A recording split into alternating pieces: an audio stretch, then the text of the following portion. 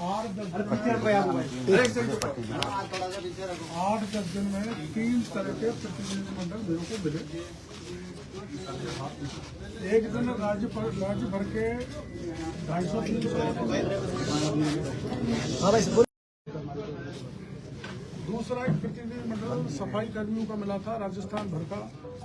उनकी भी कुछ मांगे थी, मैंने उनको भी कह दिया था कि मैं मुख्यमंत्री जी से आपको मिला दूंगा, उनका भी समाधान मुख्यमंत्री जी ने कर दिया। तीसरा ये जो अपने सब इंस्पेक्टर पेपर का मामला है, ये मेरे को 10-20 बच्चे मिले थे। इन्होंने कहा कि एक बार हमको मुख्यमंत्री जी से मिला दो, तो 5 तारीख मुख्यमंत्री जी से मिलाने की तय हुई थी कल। हमारी सरकार की जो इंटेलिजेंस है उसने रिपोर्ट दी कि ये जो चाहे किसान है, चाहे सफाई कर्मी है, चाहे सब इंस्पेक्टर पेपर के लोग हैं, ये डॉक्टर प्योरलाल के उत्साह पर राजस्थान को विघ्न डालेंगे और प्रधानमंत्री की सभा में भी विघ्न डालेंगे। ये मेरा छवि खराब करने का काम हमारी सरकार के कुछ अधिकारियों ने किया है और वो सीएम और मेरे में दूरी पैदा करना चाहते हैं। ये भी दुर्भाग्यपूर्ण है। मैं स्पष्ट रूप से कहना चाहता हूँ, केवल इन बच्चों को कल मिलाना था और हमारी पुलिस ने जो किया उसका दुखड़ा इन बच्चों ने अंदर रो दिया। माननीय गृहमंत्री जी को सारी बात बता दी। माननीय गृहमंत्री जी ने आश्वासन दिया है कि मैं इनको अभी ले जाके मुख्यमंत्री जी से मिलाऊंगा। और रात को मैं 11 बजे मेरे पास फोन आया ये सब इंस्पेक्टर बच्चों का कि ये जो विकास बिधूड़ी, जिसकी अभी हाल ही में शादी हुई है, ये महावीर नगर में एक किराए पे कमरे में रहता है। वहाँ पुलिस रात को पहुंची कविता शर्मा की अगुवाई में। इसका गेट तोड़ दिया, इसने खोला नहीं तो बाहर से ताला लगा दिया। मैं पहुंचा तो उसको अत्याचार करने से मैंने रोका कविता शर्मा को। और ये कविता शर्मा कौन है? ये खिलाड़ी के कोटे से भर्ती हुई है, ये फर्जी भर्ती है इसकी। ये कोई खिलाड़ी नहीं है, इसने कोई पदक नहीं जीता। और डीसीपी संजीव नैन ने इसकी जांच की थी, इसके खिलाफ मुकदमा दर्ज है और मुकदमे का नंबर है 625/2017।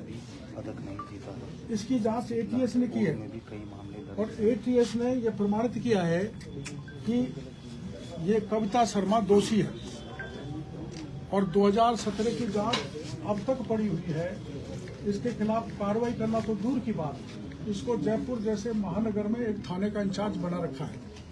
16 सीसी या जिसके खिलाफ मुकदमा दर्ज होता है या चार्जशीटेड होता है, उसको कोई फील्ड पोस्टिंग नहीं मिलती है। इसने रात को अत्याचार किया। एक लड़की जो कवारी है, ये थाना गाजी की रहने वाली है, अपने सब इंस्पेक्टर आरएस की परीक्षा सब इंस्पेक्टर आरएस की परीक्षा की तैयारी कर रही थी। इसका कोई दोष नहीं है।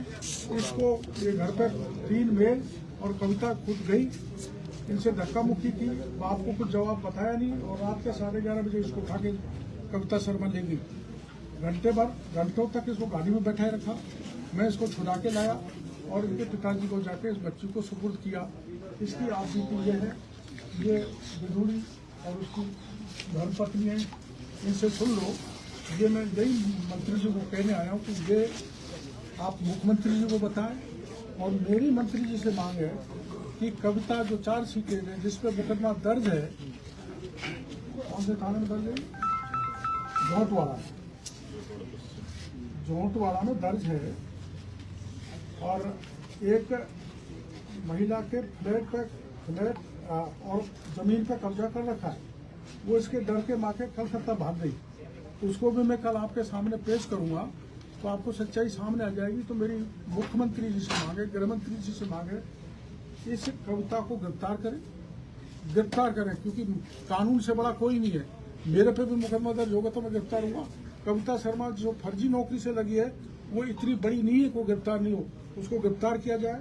और इनके खिलाफ जो रात में बिना सूचना के घर में घुस के कार्रवाई की है, उसके संबंध में भी जो दोषी है उनको वो खिलाफ कार्रवाई करें और SI पेपर रद्द करें।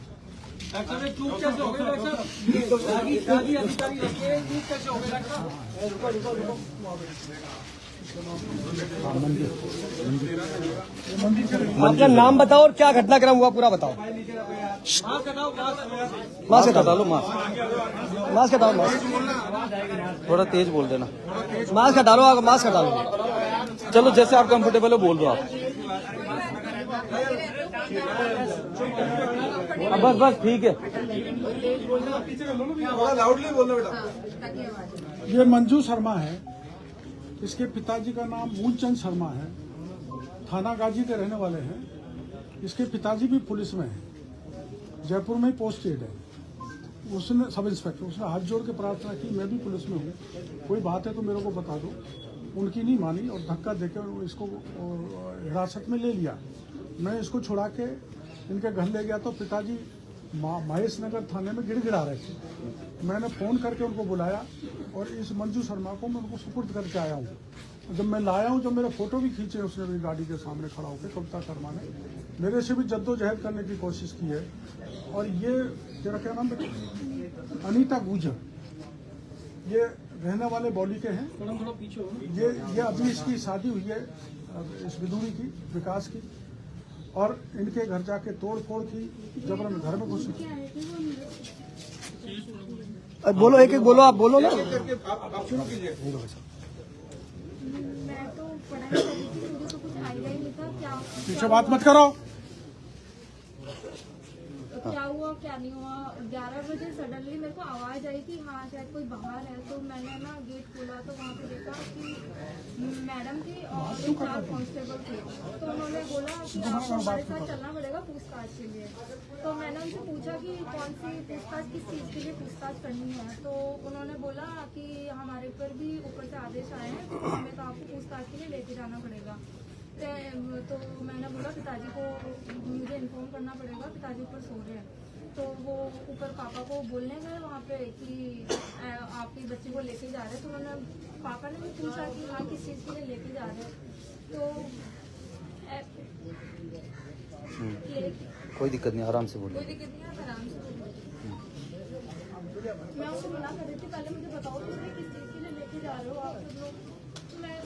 उन्होंने बोला कि नहीं हमें पूछताछ करनी है आपसे। वो मुझे जबरदस्ती गाड़ी में बिठा दिए कि हाँ नहीं हमें पूछताछ करेंगे। फिर मेरे को गाड़ी में बिठा के रखा उन्होंने। फिर फिरोड़ी बाबा आए, उन्होंने बोला कि आप गाड़ी पकड़ो। ऐसे कैसे आपने बिठा रखा है बिना माता पिता के, आप बच्ची को गाड़ी में कैसे बिठा सकते हो। फिर वो उन्होंने अपनी गाड़ी में बिठा के मुझे मेरे घर छोड़ के आए। मैं इतना डरी हुई थी, मैं अभी भी सच में पूरी रात नहीं सोई हूँ कि हाँ क्या हुआ है मेरे साथ। मैंने सब क्या किया, सब कॉलोनी में सब मुझे सब ऐसे देख रहे हैं जैसे पता नहीं मैंने क्या किया। और सब ऐसे सस्पेक्ट की जैसे देख रहे हैं, सब पूछ रहे क्या हुआ, तो ऐसे क्यों हुई। मैंने बोला ऐसी कोई बात ही नहीं है। मैं तो कभी किसी चीज़ में मैंने कुछ किया भी नहीं। बस मैं ये ऐसा ही रद्द को लेके मैं थोड़ा सा इसमें वो हो गई थी। मैंने सोशल मीडिया पे अपडेट वगैरह देख लिया, रिको पोस्ट भी कुछ चीज़ें। मुझे नहीं पता ऐसा कुछ होगा। पोस्ट करने मात्र सोशल मीडिया पे आपने जो पूछा पुलिस ने एक्शन लिया। मुझे नहीं पता क्योंकि मैं तो इन्वॉल्व ही नहीं थी इन सब चीज़ों में। मुझे तो पता ही नहीं किस चीज़ के लिए लेके जा रहा है। उन्होंने कुछ बताया अभी नहीं। वो तो पापा आए, मुझे वहाँ से लेके मुझे घर लेके आए, छोड़ के आए। क्या पोस्ट डाला था आपने? पोस्ट क्या डाला था आपने? ऐसा ही बस ऐसा ही भर्ती रद्द कर। को लेके। केवल मात्र 2 घंटे आप बाद। कितनी देर तक गाड़ी में थे और गाड़ी में बैठने के बाद में भी क्या आपके दोनों की कोई बातचीत हुई है? मैंने उनसे पूछा था गाड़ी में भी कि हाँ नहीं ऐसी कोई बात है कि नहीं है, क्या मुझे लेके जा रहे हो। उन्होंने बोला मैडम हमें नहीं पता, हमारे पर भी आदेश है। मेरे पापा ये सुनते ही वो महेश नगर थाने में चले गए। उनको टेंशन हो गई। मेरी मम्मी टेंशन में अलग से थी, इतनी रात को आई, क्या करके आई है, क्या हुआ। सर ऐसे परेशान करेंगे अगर मैं सही चीज़ के लिए अगर ऐसे बोल रही हूँ, मुझे ऐसे परेशान करेंगे। सर मैं खुद एक स्टूडेंट हूँ, मैंने खुद ने एग्जाम किया था, मैं इस चीज़ से बाहर हूँ। मुझे नहीं पता था वो ऐसा करेंगे। कोई बात नहीं, इधर आ जाओ, कोई बात वो आ जाएगा। कितने बजे आई थी पुलिस?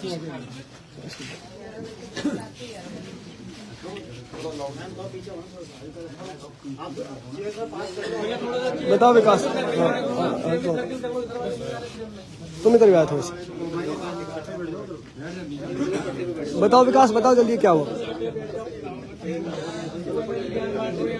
बोलो बोलो। एक मिनट भाई रुक जाओ। उधर कर दूंगी। बैठ जाओ। हाँ ठीक है। मोबाइल वाले मत करो यार सारे लोग साइलेंट रह जाएंगे एक बार। हाँ निर्मल कट करके लगाना। वाइफ और विकास की ड्यूटी मुझे सो गए थे 11 बजे गेट हमारा लॉक हो जाता है 9 बजे, तो 11 बजे गेट खोल के आए थे पुलिस वाले, कुछ ऊपर आके हमारे गेट पे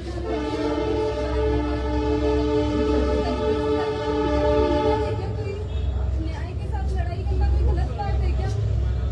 और बहुत गंदी गंदी गालियां वगैरह थे, गेट की लात मारे थे, खिड़की तोड़ दी, फिर बाद में लोग लगा के चले गए। फिर बाबा को किसी ने इंतजाम किया तो वो आए थे हमारे पास बताने के लिए।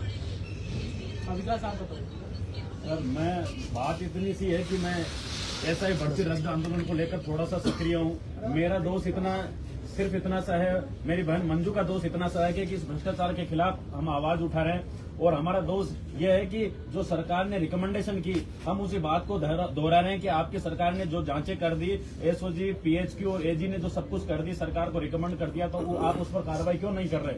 जब पिछले 4-5 दिनों से हम इतने डरे हुए हैं, सहमे हुए हैं, हर बार फोन किया जाता है, धमकियां दी जाती है। और रात को जब कल ये 11-11:15 बजे ये लोग आए तो गेट फांद कर आए, फिर ऊपर चढ़े तो इन्होंने गेट को तोड़ने का पूरा प्रयास किया, लात मारी, एक खिड़की को पूरा तोड़ दिया। और जब हम डरे हुए सहमे हुए थे तो हम निकले नहीं। मैंने मेरे मित्र को सूचित किया, उन्होंने किरोड़ी बाबा को सूचित किया, तब जाके बाबा आए और तब तक वो बाहर से लोग आके चले गए थे।